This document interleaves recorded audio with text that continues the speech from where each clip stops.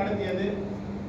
அப்போதெல்லாம் பணியாளர்களுக்கு ஆதரவாக இருந்துவிட்டு 4.5 வருட காலமாகியும் சொல்லாததை செய்யும் முதல்வர் சொன்னதை ஏன் செய்யவில்லை என்பதுதான் எங்களுடைய கேள்வியாக உள்ளது.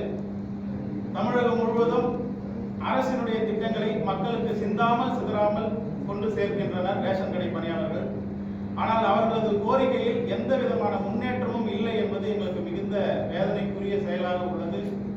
அது மட்டுமின்றி தமிழகம் முழுவதும் POS கருவியுடன் ப்ளூடூத் இடைத்தரகத்தோடு இணைத்ததுனால பொதுமக்கள் மிகுந்த சிரமத்தோடு பொருட்களை பெற்று செல்கின்றனர். ஒரு பொருளுக்கு பொருட்களை விநியோகிப்பதற்கு குறைந்தது 15 நிமிடம் ஆகிறது.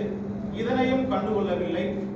எங்களுக்கு எவ்வாறு பொருட்கள் நாங்கள் பொதுமக்களுக்கு விற்பனை செய்கிறோமோ, அதாவது 1 கிராம் கூட குறைவில்லாமல் நாங்கள் பொதுமக்களுக்கு கொடுத்து வருகிறோம். ஆனால் எங்களுக்கு கிடையில் இருந்து வரக்கூடிய பொருட்களையும் POS-இல் எப்படி நாங்கள் விற்பனையை பண்ணுகிறோமோ அதே போல் உள்வரவையும் ஏற்றி கொடுக்க வேண்டும். நுகர்பொருள் வாணிப கழகத்திலிருந்து எடை குறைவின்றி ரேஷன் கடைகளுக்கு வருவதை எண்ட் டு எண்ட் கணினி மயம் என்கிறார்கள். எண்டில் மட்டும் கணினி மயத்தை வைத்துக் கொண்டு ஆரம்பத்தில் கணினி மயத்தை வைக்கவில்லை. இது ஒரு குறைபாடாக உள்ளது. இதனால் பொதுமக்கள் மிகுந்த சிரமப்படுகிறார்கள். கேட்டால் இது மத்திய அரசு திட்டம் என்கிறார்கள். மற்ற விஷயத்தில் எல்லாம் கவனம் செலுத்தி பொதுமக்களுடைய ஏழை எளிய மக்களுடைய உணவு பசியை தீர்க்கின்ற இந்த திட்டத்தில் அரசு கவனம் செலுத்த வேண்டும். தற்போது முதல்வர் மருந்தகம் ஆரம்பிக்கப்பட்டது. அரசினுடைய எந்த திட்டமும் திட்டமிடல் இல்லாமல் மக்களிடையே கொண்டு செல்வதில் பல்வேறு சுணக்கங்கள் ஏற்படுகிறது. முதல்வர் மருந்தகம் என்று ஆரம்பித்துவிட்டு அது தெருக்களிலும் பல்வேறு இடங்களிலும் வைத்துவிட்டு அது சுகாதாரத்துறை இருக்கு, அவங்க மூலமா பண்ணலாம். இன்னைக்கு கூட்டுறவுத்துறையில ரேஷன் கடைக்கு வேலை வரவங்க 10வது 12வது மட்டும் தான் முடிச்சுட்டு வராங்க. அவர்களை வைத்து மருந்தகங்கள் நடத்துறாங்க.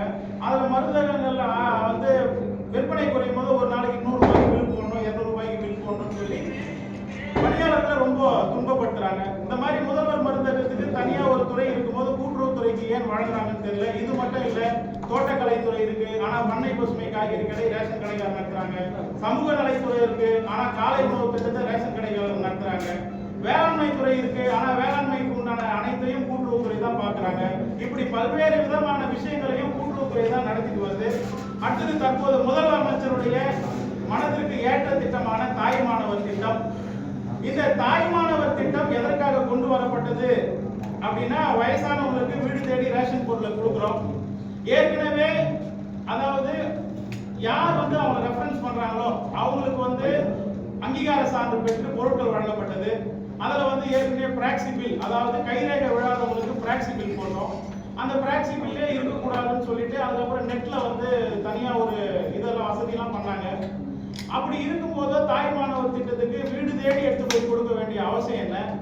யார் விரும்புறாங்களோ, ஏன்னா எவ்வளவு 70 வயசுன்னு இல்லை, குறைந்த வயது இருக்கிறவங்க பொருட்கள் தரணும்னா அவங்களுக்கு ஏதாவது இப்ப எப்படி நம்ம கேஸ் புக் பண்றோமோ அந்த மாதிரி புக்கிங் செய்து கொடுக்கலாம். ஆனா இப்போ நாங்க வீடு வீடா போறதுனால அந்த ஒரு நாள் கடையை நாங்க மூடிட்டு தான் நாங்க வீடு வீடா செல்ல வேண்டிய சூழல் இருக்கு. இதெல்லாம் அரசு கவனத்துல எடுத்துக்கணும்.